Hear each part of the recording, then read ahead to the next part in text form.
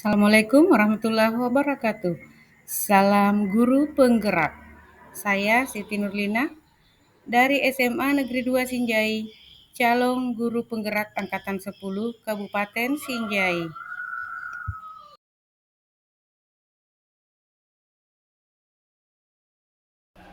Assalamualaikum warahmatullahi wabarakatuh. Alhamdulillahirabbil alamin. Wassalatu wassalamu ala asyrofil anbiya'i wal mursalin wa ala alihi washabihi ajmain. Yang sama-sama kita hormati Bapak Kepala PT SMA Negeri 2 Sinjai, Bapak Wakasek Kurikulum, Bapak Ibu peserta seminar yang sama-sama kita hormati. Syukur alhamdulillah kita panjatkan kehadirat Allah Subhanahu wa taala atas segala limpahan rahmat dan hidayah yang masih tercurah kepada kita semua, sehingga kita dapat bersama di tempat ini untuk melaksanakan suatu kegiatan, yakni seminar aksi nyata budaya positif. Selawat dan taslim kita persembahkan kepada Nabi Muhammad SAW sebagai suri tauladan kita umat Islam yang beriman. Bapak Ibu hadirin yang saya hormati,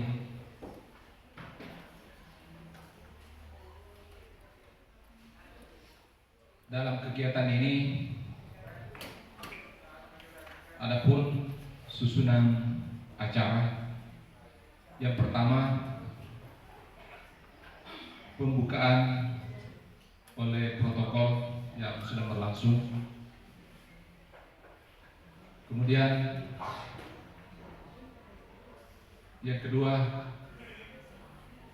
adalah sambutan oleh Bapak Kepala UPT SMA Negeri 2 Sinjai. Oleh karena itu, untuk memanfaatkan waktu yang ada, kepada Bapak Kepala UPT disilahkan dengan hormat. Terima kasih kepada Bapak Moderator. Bismillahirrahmanirrahim. Assalamualaikum warahmatullahi wabarakatuh. Yang saya hormati Bapak Wakasek Kurikulum, yang saya hormati Bapak Wakasek Kesiswaan, yang saya hormati Ibu sebagai narasumber Ibu Sekjen PD, yang saya banggakan Bapak Ibu guru, tenaga pendidik dan tenaga kependidikan SMA Negeri 2 Sinjai. Syukur alhamdulillah senantiasa kita panjatkan kehadirat Allah Subhanahu wa taala atas segala nikmat yang diberikan kepada kita semua sehingga kita dapat berada di tempat yang sederhana ini. Mudah-mudahan apa yang kita laksanakan pada hari ini insyaallah bernilai ibadah di sisi Allah Subhanahu wa taala. Amin ya rabbal alamin. Selawat dan taslim atas junjungan Nabi Muhammad sallallahu alaihi wasallam, Nabi yang diutus sebagai rahmatan lil alamin. Bapak Ibu yang saya hormati, sebelumnya saya mohon maaf karena seyogianya kegiatan kita pada hari ini dilaksanakan pada pukul 11.00. Oleh karena tadi saya menghadiri undangan penghormatan dan pelepasan peserta didik SD 41 Samangkring sehingga kegiatan kita terlambat. Bapak Ibu yang saya hormati, tentu kita sudah tahu semua bahwa salah satu kegiatan dari CGP calon guru penggerak itu adanya pengimbasan ya, dalam bentuk aksi nyata. Ya, jadi sebenarnya yang dilakukan oleh CGP ini itu juga sebenarnya yang kita lakukan pada saat kita mengakses PMM plafon Merdeka Mengajar. Juga di sana ada aksi nyatanya. Ya, cuma mungkin kita tidak seperti ini model kegiatannya. Ya, jadi Bapak Ibu yang saya hormati, keberadaan guru penggerak di satuan pendidikan itu adalah salah satu motor penggerak ya untuk mengimbaskan apa-apa yang mereka dapat di dalam diklat CGP tersebut.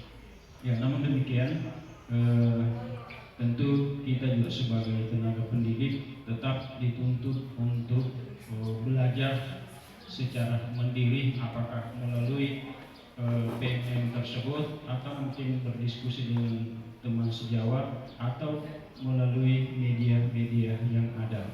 Jadi tentu harapan pemerintah adalah kita sebagai pendidik untuk senantiasa meningkatkan pengembangan kompetensi praktik pembelajaran kita di kelas. Ya, jadi intinya adalah pemerintah bagaimana membuat suatu regulasi supaya kualitas pembelajaran kita di kelas ini selalu meningkat. Dan saya kutip arahan dari Pak PJ Gubernur Sulawesi Selatan, Prof. Sudan, beberapa hari yang lalu pada waktu Zoom yang sempat saya tangkap adalah bahwa siapapun kita, apakah kita sebagai guru atau pada umumnya ASN, itu harapannya beliau kita ini selalu dituntut untuk melakukan inovasi. Ya, beliau menjelaskan di situ bahwa inovasi yang dimaksud adalah melakukan hal-hal yang sebelumnya tidak pernah kita lakukan. Jadi bisa saja inovasi itu dilakukan oleh teman sejawat, tapi ketika kita belum melakukan itu, maka itu sudah bisa dianggap sebagai inovasi. Ya, jadi dalam melaksanakan tugas keseharian kita, ya tentu kita juga mungkin diharapkan selalu melakukan inovasi dalam melaksanakan praktik pembelajaran di kelas. Bapak Ibu yang saya hormati, sebagai informasi tambahan bahwa beberapa hari ini ada peserta didik kita melaksanakan latihan menari. Ini melalui barangkali kesempatan ini saya sampaikan kepada kita semua bahwa tanggal 12 Juni itu ada programnya pemerintah Provinsi Sulawesi Selatan untuk mendapatkan rekor muri, yaitu melaksanakan kegiatan menari paduka dengan peserta terbanyak.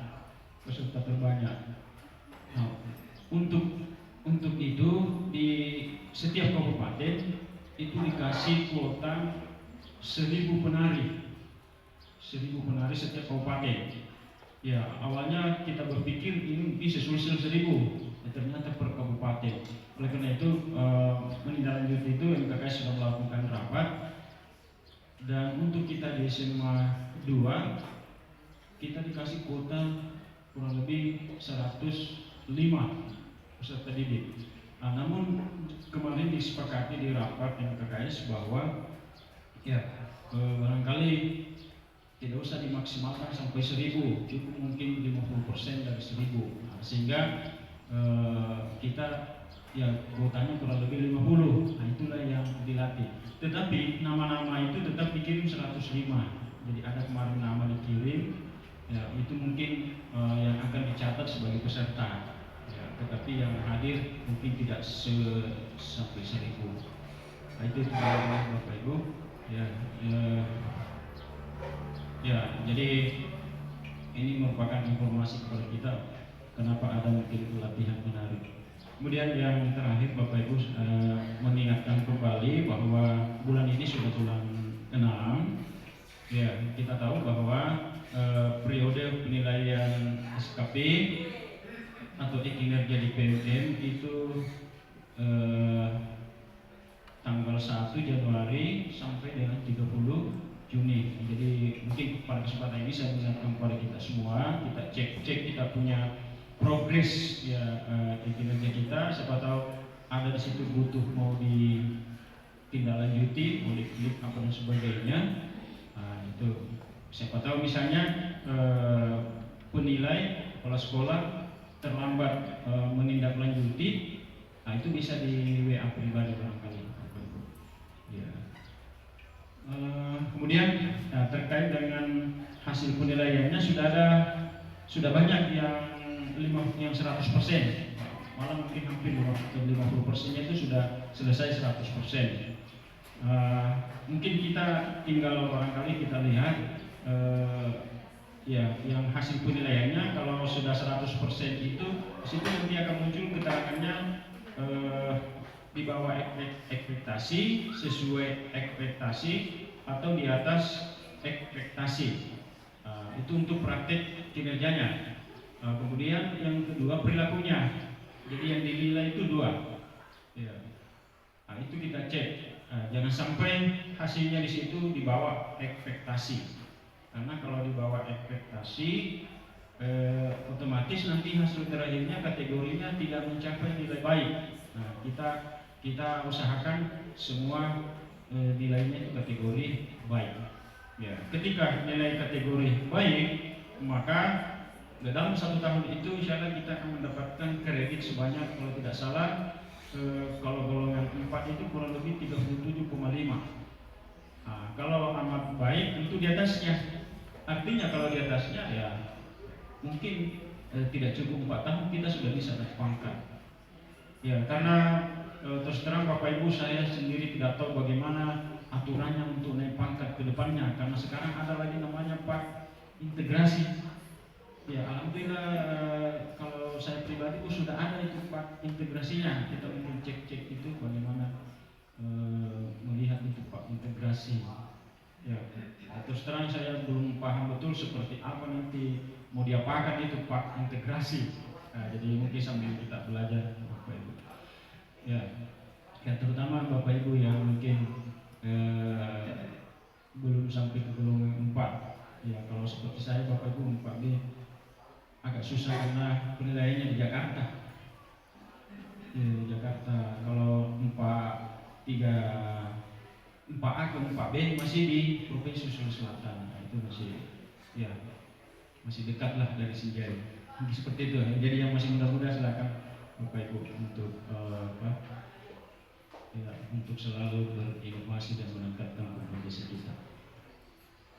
Itu barangkali untuk sementara ya, kepada Ibu Lina. Mudah-mudahan banyak yang mengikuti lagi nanti teman-teman yang menjadi guru penggerak. Alhamdulillah guru selesai, guru di angkatan 10. Alhamdulillah sudah ada lulus lagi 2 orang untuk angkatan 11.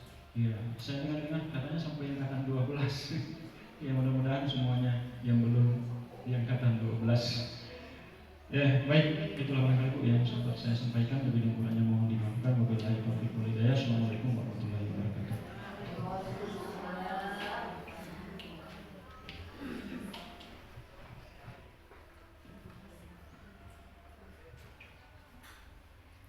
Bapak Ibu hadirin yang saya hormati, demikianlah telah kita dengarkan bersama sambutan dan arahan oleh Bapak Kepala UPT SMA Negeri 2 Sinjai.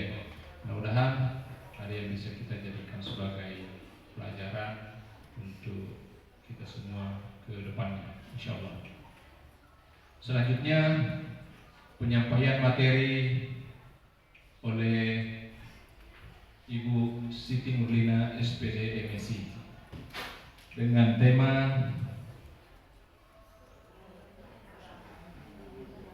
menyebarkan pemahaman dan penerapan pengalaman. Nah, ini penting sekali untuk pembekalan bagi kita semua sebagai bekal untuk kita implementasikan ke seharian kita. Untuk mengefisienkan waktu kepada Ibu Siti Nurlina, saya serahkan dengan hormat. Terima kasih. Saya akan menyampaikan beberapa konsep tentang budaya positif.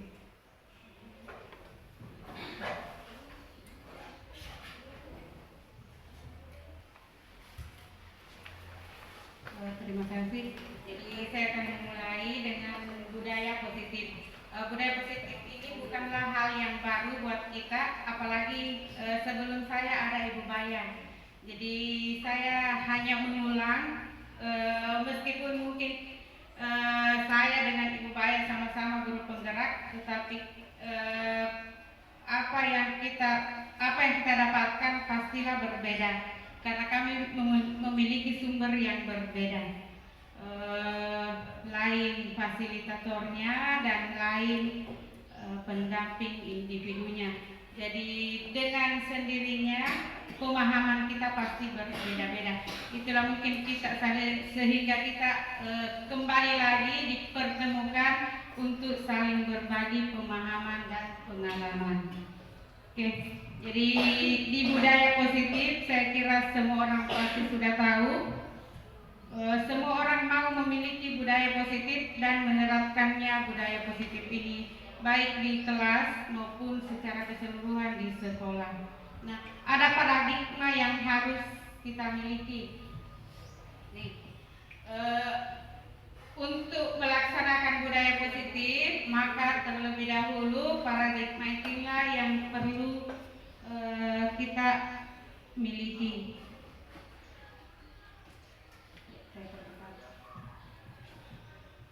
Nih, jika ingin membuat kemajuan perlahan, ubahlah sikap dan perilaku.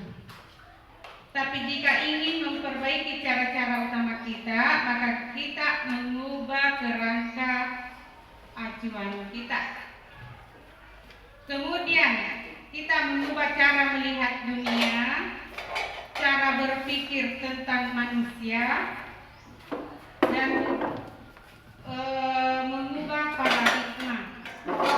Nah, ini yang paling urgen, mengubah cara berpikir kita tentang manusia, karena mungkin di kepala kita anak-anak itu masih seperti pandangan kita tempo dulu. Jadi ini yang paling urgen. Jadi kita harus melihat bahwa apa anak-anak kita sekarang itu lebih baik. Itu barangkali yang pertama harus kita miliki untuk menerapkan disiplin positif. Nah, apa itu disiplin positif? Disiplin positif itu tidak lain adalah cara mendidik anak untuk menumbuhkan kesadaran berdisiplin secara mandiri tanpa diiming-imingi hadiah maupun ancaman atau hukuman. Jadi ini budaya positif. Kemudian apa manfaatnya? Manfaatnya itu yang tidak lain. Yang pertama itu menumbuhkan ketaatan atas inisiatif sendiri dan bersifat jangka panjang, sehingga dapat menentukan tindakan yang harus dilakukan dan mana tindakan yang harus dihindari. Kemudian manfaat lainnya tidak lain adalah mendidik anak tentang pentingnya membangun hubungan yang bertanggung jawab, saling menghormati, dan memiliki empati dalam suatu komunitas. Nah, ada contoh yang saya selipkan. Contohnya itu tidak lain adalah seorang anak. Ini masih anak kecil ini mungkin ya. Seorang anak yang sadar bahwa membereskan mainan akan mempermudah saat ingin bermain lagi. Jadi dia bukan memperbaiki barangnya karena takut sama ibunya atau bapaknya, tetapi dia perbaiki karena dia tahu bahwa besok atau sebentar ketika saya mau bermain, dengan mudah saya mengambilnya.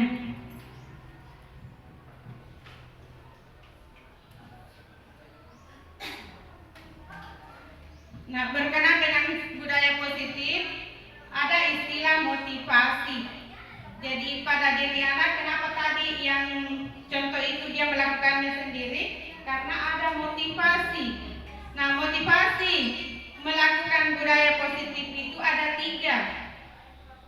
Ada untuk menghindari ketidaknyamanan atau hukuman, kemudian kemudian ada untuk mendapatkan imbalan atau penghargaan dari orang lain, kemudian ada untuk menjadi orang yang mereka inginkan dan menghargai diri sendiri, dan dengan nilai-nilai yang mereka percaya. Nah, di antara ketiga ini yang banyak yang satu dua, karena saya sendiri merasa seperti itu.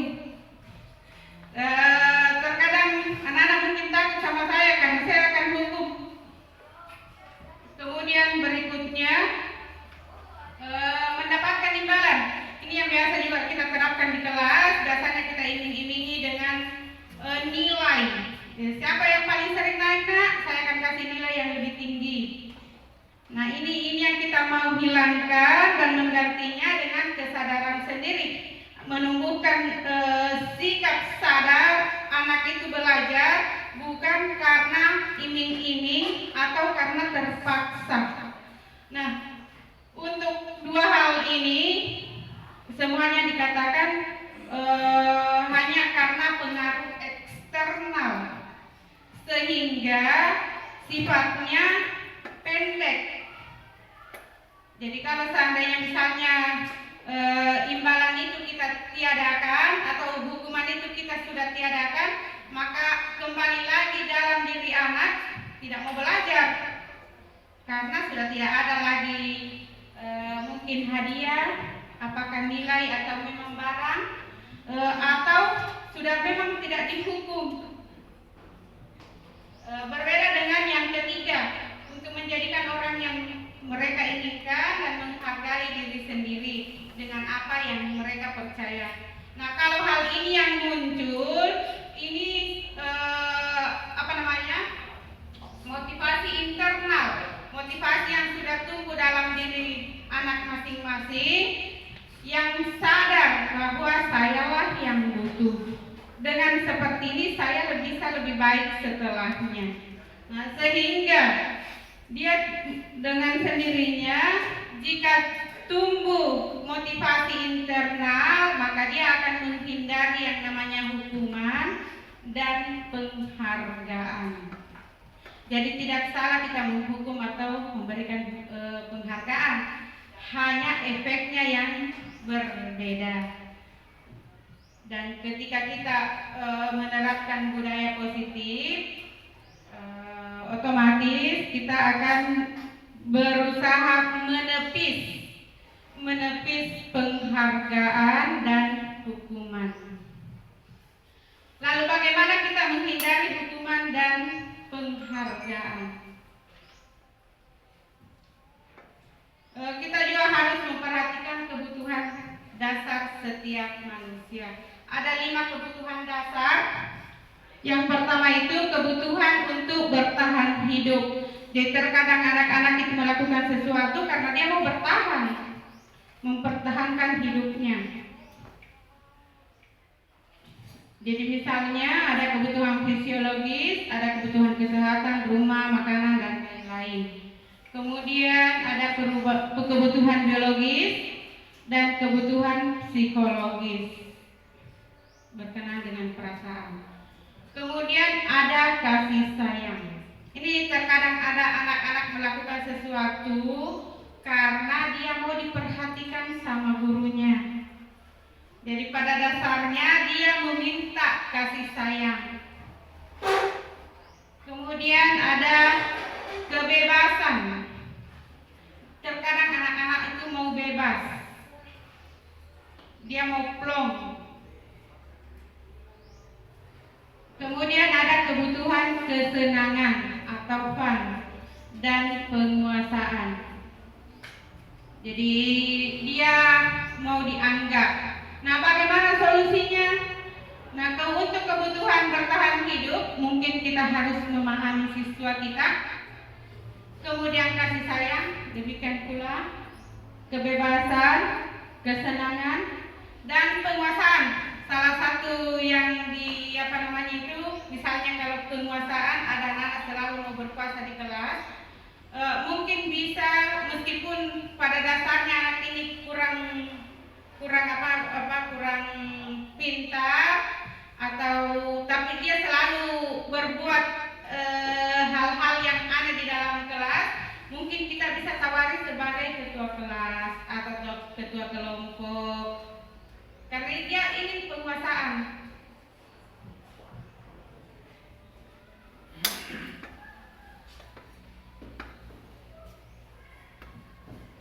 Oke, sebelum saya lanjut ke sini, ini ada posisi kontrol. Mungkin bisa kita merenungi sedikit, saya berada di mana?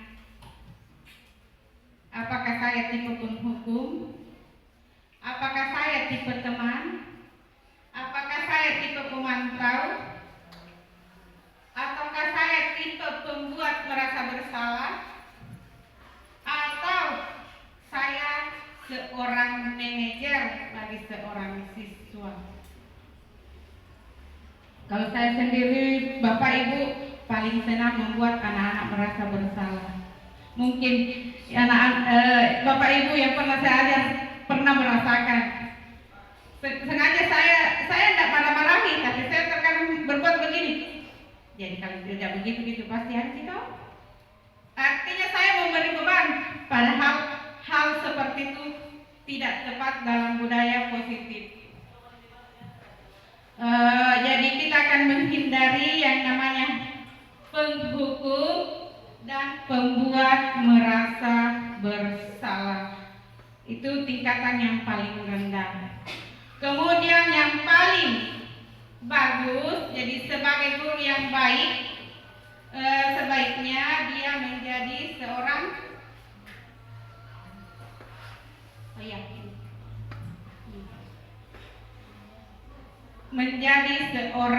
manajer. Nah, yang mana dikatakan manajer itu dalam siswa. Nah, sebentar saya akan berikan contohnya di akhir. Saya kembali ke slide sebelumnya. Nih, ada beberapa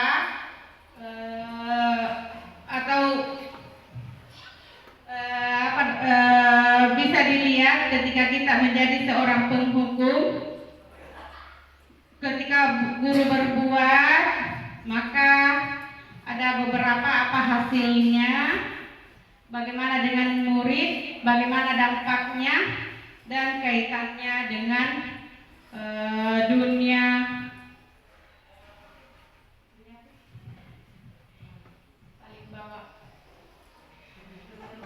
berkualitas. Mungkin saya agak lama di sini karena banyak bacaannya. Kita bisa lihat di penghukum yang paling atas saja di judul penghukum dan pembuat orang merasa bersalah. Dia berada pada identitas gagal. Jadi ada istilah identitas gagal. Kemudian akibatnya perilaku kontrol negatif. Jadi ketika kita selalu menghukum atau membuat anak-anak merasa bersalah, ternyata kita sudah memberikan identitas gagal. Jadi ada kontrol negatif yang kita berikan kepada siswa. Nah, sebaliknya, kita bagi menjadi dua. Ada identitas sukses, kemudian ada motivasi internal dan eksternal. Jadi teman dan pemantau tetap itu menjadi motivasi eksternal. Jadi kalau kita sudah tidak menjadi temannya, bisa saja anak itu sudah kembali lagi ke sifat biasanya. Sama juga dengan pemantau. Jadi ketika seorang guru sudah tidak mengkoordinir siswanya, tidak memperhatikan siswanya, maka dengan sendirinya siswa itu akan kembali ke sikap dan sifat semula. Berbeda dengan yang manajer, karena ini di manajer dia sudah memang kita membuat anak-anak itu sadar sendiri.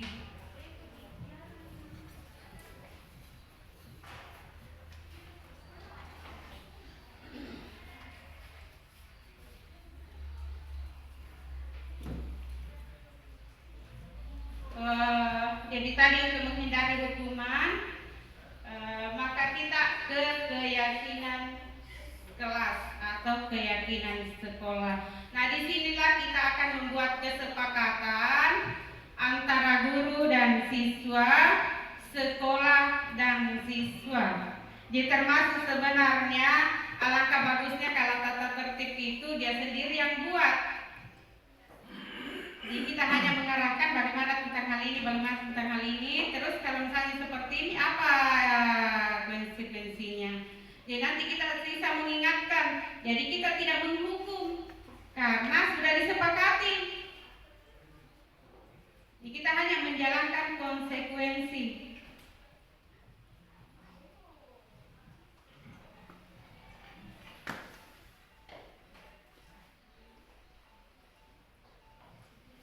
Oke.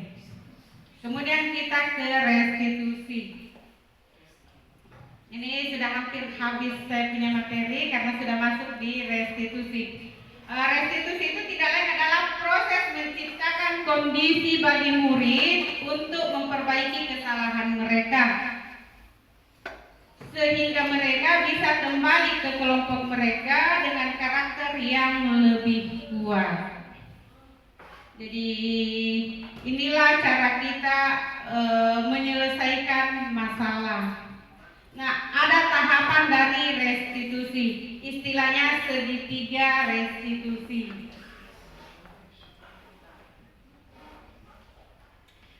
Pada segitiga restitusi kita bagi menjadi 3 tahapan. Yang pertama itu menstabilkan identitas. Kemudian memvalidasi tindakan yang salah. Dan yang terakhir kita menanyakan keyakinan. Nah, apa tujuannya kita melakukan segitiga restitusi? Tidak lain adalah untuk menghasilkan murid yang mandiri dan bertanggung jawab. Lalu bagaimana bentuk penyelesaian dari segitiga restitusi? Nah, ini ada langkah-langkahnya, Bapak Ibu. Langkah pertama, sesuai dengan gambar tadi, jadi yang dikatakan itu dasar tidak lain adalah dari gambar ini, Bapak Ibu. Iya. Jadi dasar itu di bagian bawah. Jadi makanya dikatakan menstabilkan identitas.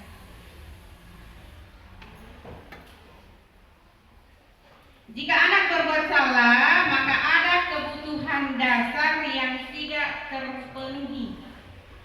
Nah, inilah yang harus kita gali, kebutuhan dasar apa yang mereka yang kurang.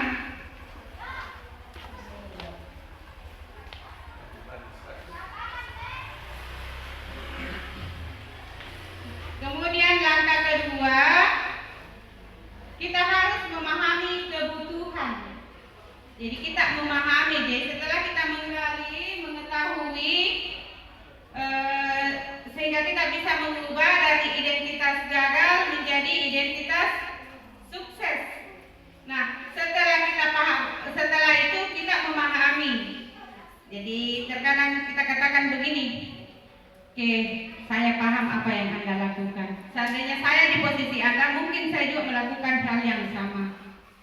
Jadi kita pahami anak-anak itu. Jadi dia merasa, oh dia anak-anak itu merasa diperhatikan karena kita pahami dia.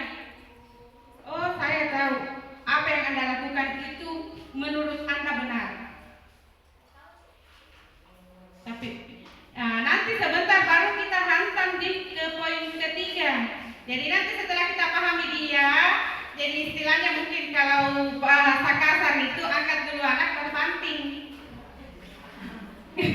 Di budaya positif ya seperti itu, kita angkat dia setinggi-tingginya. Setelah dia tahu sendiri baru dia kita kasih tahu. Jadi langkah ketiga ini, tadi kau sudah menyatakan bahwa kita pada dasarnya termotivasi.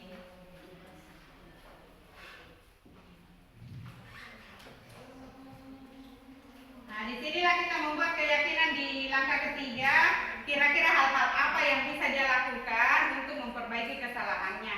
Dan kita meyakini apa yang dia katakan itu dia akan lakukan, dia meyakinkan.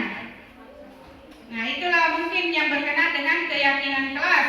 Atau misalnya kita sudah misalnya tetapkan dalam keyakinan kelas. Apakah Anda tahu apa konsekuensi ketika Anda seperti itu? Nah, dia sendiri yang mengucap. Nah, bagaimana Anda bisa melakukannya atau bagaimana bisa Anda memperbaikinya? Ada langkah-langkah yang mungkin Anda bisa tawarkan. Jadi memang pada situasi seperti ini tidak ada marah-marah, karena kita seolah-olah menghamba pada mereka, dan memang itu kewajiban barangkali menjadi guru penggerak, menghamba kepada murid. Tapi ini contoh kasusnya. Tono tidak mengerjakan tugas, kemudian terjadilah percakapan antara Tono dan gurunya. Tono, tahukah kamu hari ini ada tugas yang harus dikumpul? Tahu, Pak. Kamu tidak mengerjakan tugas, apakah kamu sudah mengerti?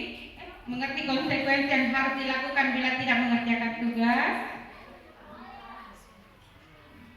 Jadi tidak ada marah-marahnya, karena kita itu betul-betul hanya cerita dengan anak-anak sambil kita menelusuri kenapa bisa terjadi seperti itu. Jadi kita berusaha memenuhi kebutuhannya. Kemudian setelah memenuhi kebutuhannya, kita akan selesaikan masalahnya dengan segitiga restitusi. Nah, jadi di awal itu baru identitas, mengidentifikasi identitas apa. Kemudian berikutnya, ini sudah bilang paham Pak, saya harus, ini sudah masuk di di kedua, saya harus tinggal kelas pada jam istirahat. Saya kira ini sudah masuk di konsekuensi kalau di keyakinan kelas. Saya paham Pak, saya harus tinggal kelas pada jam istirahat, istirahat nanti dan mengerjakan tugas yang ketinggalan.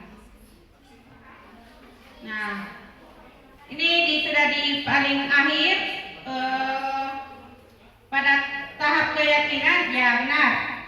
Nanti pada saat jam istirahat kamu harus tinggal di kelas untuk menyelesaikan tugas yang harus dikumpulkan. Saya tunggu. Demikian yang saya bisa paparkan hari ini. Kita akan melangkah ke tahap selanjutnya dengan diskusi. Bismillahirrahmanirrahim. Assalamualaikum warahmatullahi wabarakatuh.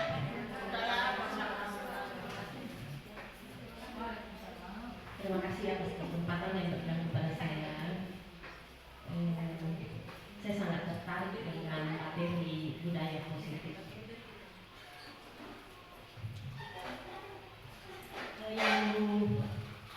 Yang membuat kami tertarik di materi ini adalah ada konsekuensi. Jadi dalam prosedur kegiatan-kegiatan yang kita lakukan di kelas, ya sebaiknya kita melakukan konsekuensi dengan langkah-langkah sampai kita mencapai segitiga restitusi. Yang menjadi pertanyaan bagi saya, kira-kira bagaimana caranya kita terapkan ini budaya positif ini di artinya ada aplikasi dalam kehidupan sehari-hari. Karena saya kadang melihat di TikTok atau di apa ya, anak-anak sekarang itu sudah dilatih dengan konsekuensi. Dari anak kecil, dari bayi sudah diajari konsekuensi. Kira-kira kalau misalnya kita mendapatkan suatu masalah dan tadinya tidak ada konsekuensi, tiba-tiba terjadi suatu masalah, apakah kira-kira anak-anak kita nanti ini bagaimana bisa membiasakan dirinya? Kalau tiba-tiba hal itu terjadi dan tidak ada konsekuensi sebelumnya, ya, karena banyak sekali saya lihat hal-hal yang seperti itu yang terjadi sekarang. Bahkan ibu-ibu itu sudah mulai melakukan konsekuensi terhadap anak-anaknya. Tapi kira-kira seandainya di luar, di masyarakat, anak-anak itu menemukan suatu masalah dan tentu kan yang dia pegang anak-anak itu dalam prinsipnya adalah konsekuensi. Dan ketika tidak ada konsekuensi sebelumnya, kira-kira apa ya? Apa kira-kira bagaimana kita bisa menerapkannya ini menjadi suatu budaya ke depan. Saya rasa itu yang menjadi pertanyaan bagi saya. Terima kasih.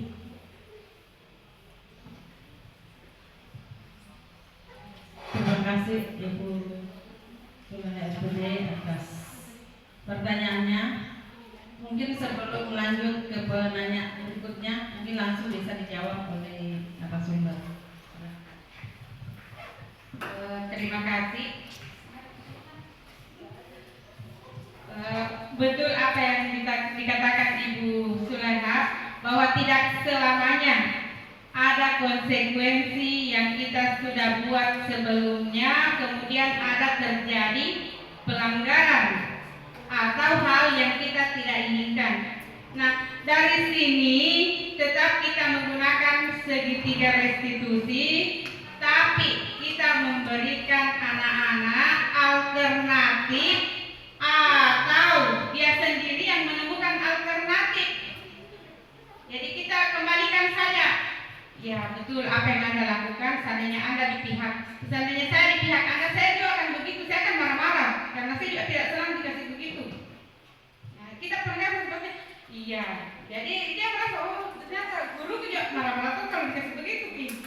Nah, tapi kira-kira benar tidak apa yang saya lakukan seandainya saya begitu di depan Anda? Kan anak itu pasti kalau hal negatif pasti bilang tidak, Bu.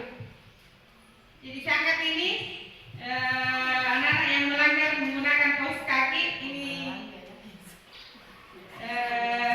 kasus yang saya angkat di dari kelas saya yang sebelumnya mungkin tidak ada konsekuensinya di BK.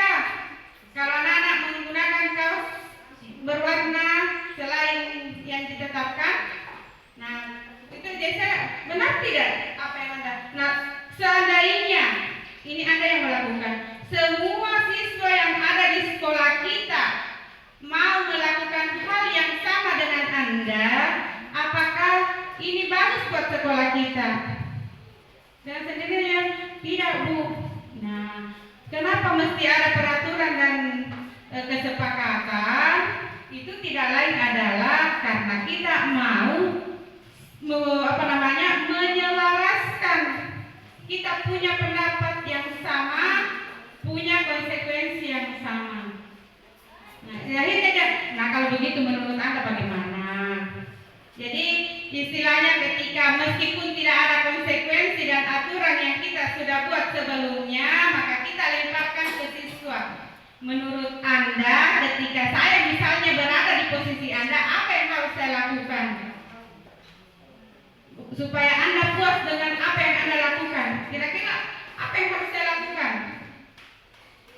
Nah, di situ mereka akan menjawab, iya Bu, saya sadar dengan itu. Saya memang tidak, kalau seandainya semua siswa melanggar, maka dengan sendirinya sekolah kita akan menjadi jelek.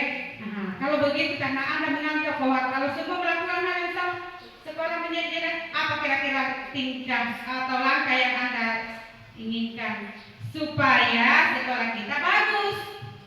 Jadi kita mengarahkan dia. Nah, setelah dia mengungkapkan misalnya alasan, nah pada saat itulah kita ikuti lagi.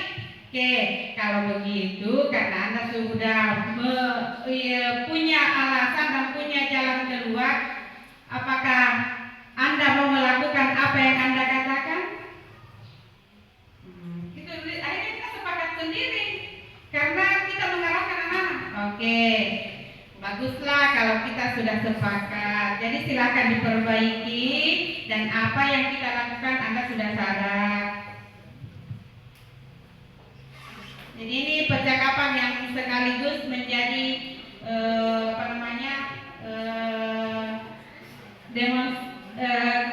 demonstrasi kontekstual saya. Saya kira seperti itu. Saya kembalikan ke moderator. Terima kasih narasumber atas penjelasan dari pertanyaan Ibu Sulaiha SPD. Ya, jadi apa yang dijelaskan tadi, apa yang ditanyakan tadi itu merupakan salah satu langkah dari segitiga restitusi. Jadi yang pertama langkah restitusi yaitu adalah menstabilkan keyakinan, ya. Itu menstabilkan identitas. Ya, kemudian yang kedua adalah langkahnya yang kedua menstabilkan keyakinan. Itu Bu ya, memvalidasi keyakinan. Saya sudah lupa. Validasi tindakan yang salah dan menanyakan keyakinan. Jadi mungkin itu tadi penjelasan dari Bu Siti Nurlina. Mungkin masih ada pertanyaan berikutnya terkait dengan budaya positif. Silakan Bu.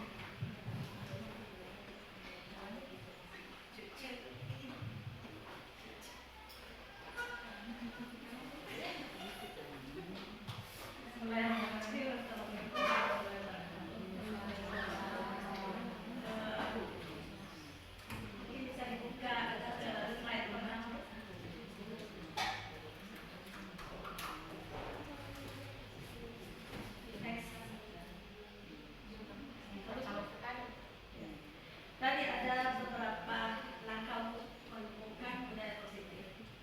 Ada faktor internal dan faktor eksternal. Jadi ada budaya positif itu tadi sempat disampaikan bahwa budaya positif itu dimunculkan tidak harus dengan hukuman, ya. Hukuman dan hadiah. Mungkin di konsep seperti itu bisa diberlakukan kepada siswa yang kesadarannya cukup tinggi. Ya, tapi kalau siswa yang masih susah karakternya, mungkin kita memang harus kasih konsekuensi. Kita harus bikin aturan supaya dia terikat dengan hukuman. Karena aturan itu kan ujung-ujungnya pasti ada konsekuensi, ada hukumannya. Jadi yang saya mau tanyakan, maaf dulu, budaya positif yang bisa saya tangkap dari penjelasan itu tadi, bahwa budaya positif yang kita ciptakan ini ujung-ujungnya sebentar akan menghasilkan namanya keyakinan atau kesepakatan kelas. Jadi dari budaya positif yang muncul, mungkin dari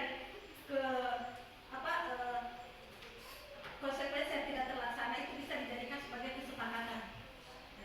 Nah, yang saya mau tanyakan, bagaimana caranya supaya kita bisa menumbuhkan budaya positif itu dengan sendirinya? Kalau seperti tadi contoh kita kasih anak-anak kecil itu dikasih pengajaran bahwa kumpulkan mainannya sendiri supaya nanti sebentar bisa diambil sendiri. Tapi kalau budaya positif di tingkat level kita sekarang di SMA, kira-kira contoh apa yang bisa kita ambil sebagai pembelajaran?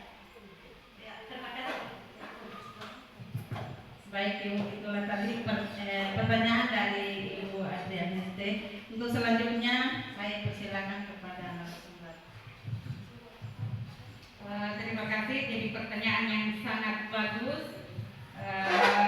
Ditanyakan bagaimana kita membiasakan. Jadi pada dasarnya dari keyakinan itu akan muncul yang namanya kebiasaan.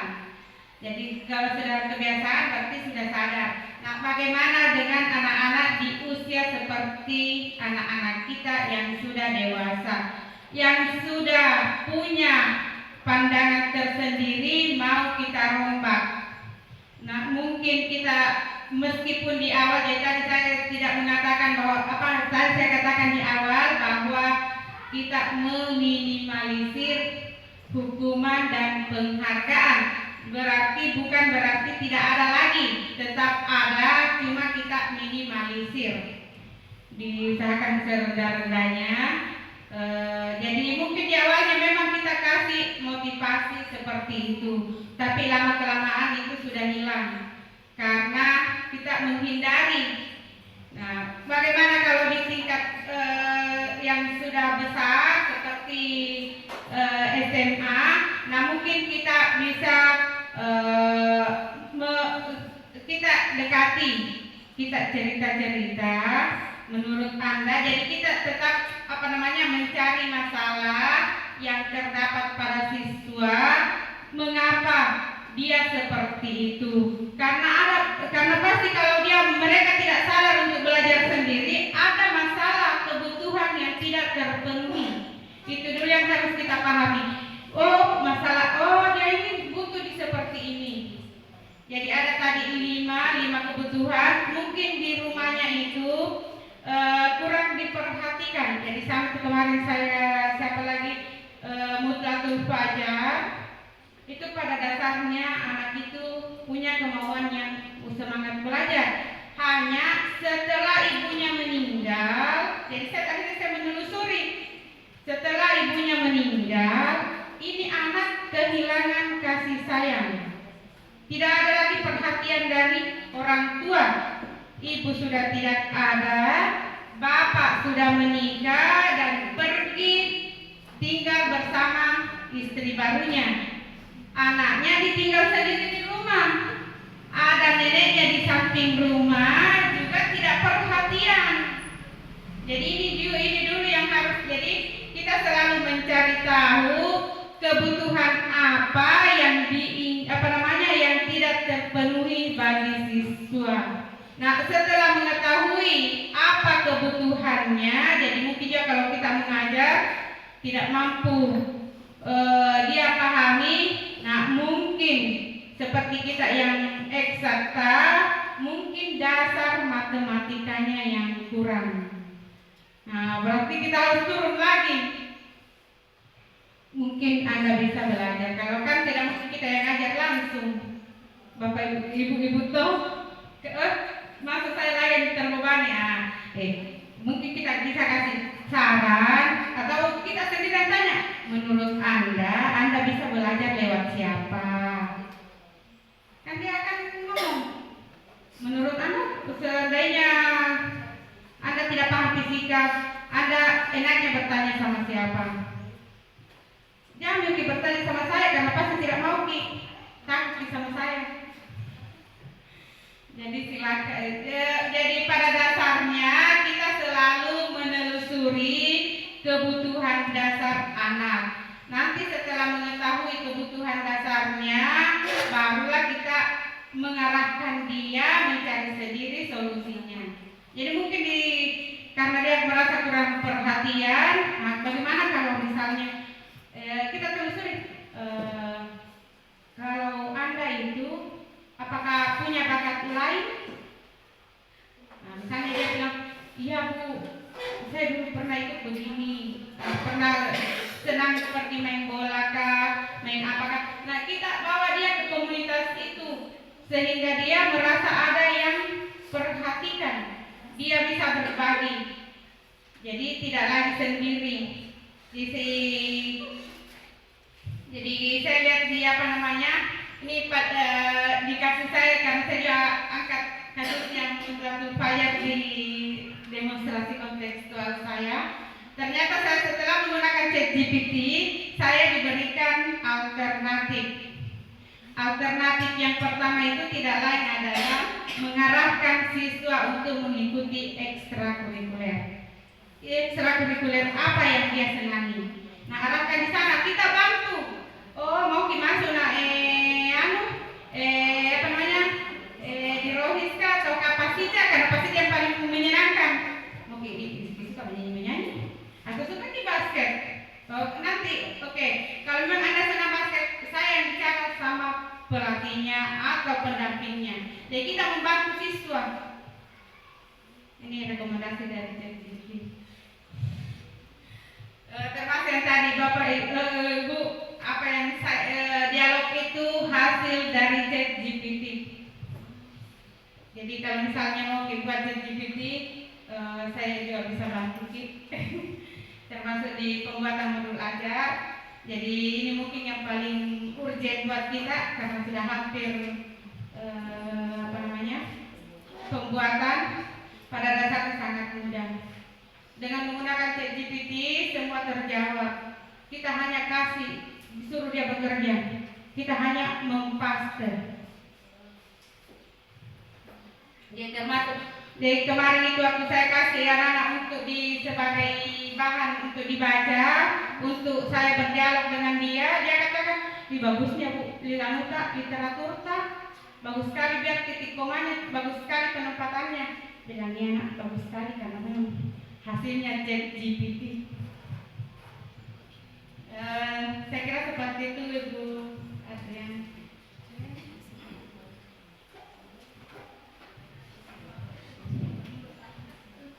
Baik Ibu, itu tadi penjelasan dari narasumber kita. Mungkin sebelum Sebelumnya saya kembalikan dulu sama penanya, mungkin ada tanggapan balik ya, dari apa yang dijelaskan tadi oleh Bu Siti Nurlina. Sudah cukup belum? Jadi ini juga apa yang ditanyakan tadi oleh Bu Adriani, ya itu sebenarnya pernah juga saya ditanya pada saat kolaborasi di Zoom, bahwa bagaimana upaya untuk membudayakan budaya positif terkait dengan siswa kita di level SMA, karena beda dengan level SD atau SMP, bahkan ada yang dari PAUD. Jadi ada teman yang mengeluarkan curhatannya, unek-uneknya terkait dengan hal ini, bahwa salah satu upaya di sekolahnya, yaitu di SMK Negeri 2 Sinjai, itu salah satu katanya upayanya untuk menerapkan budaya positif di sekolahnya, yaitu dengan yang pertama adalah meminta kepada siswa-siswa yang ya bisa dikatakan bermasalah, ya, itu untuk bergabung ke Rohis, ya, untuk diberikan penyadaran di situ. Ya, dari situ mereka sudah tidak lagi untuk selalu diingatkan, karena sudah punya kesadaran sendiri, sudah punya motivasi intrinsik bagi dirinya sendiri. Ya, itu mungkin salah satu solusinya, Ibu. Dan mungkin banyak lagi upaya-upaya Ibu-ibu di sini yang lebih yang lebih bagus lagi untuk mengimplementasikan budaya positif dengan motivasi intrinsik atau motivasi yang berasal dari diri anak itu sendiri. Yang pastinya dimulai dulu dari bagaimana upaya kita sebagai pendidik. Mungkin sudah cukup karena waktu salat zuhur. Jadi untuk pengimbasan pemahaman budaya positif untuk kesempatan kali ini kita cukupkan dulu. Wabillahi taufiq wal hidayah. Assalamualaikum warahmatullahi wabarakatuh.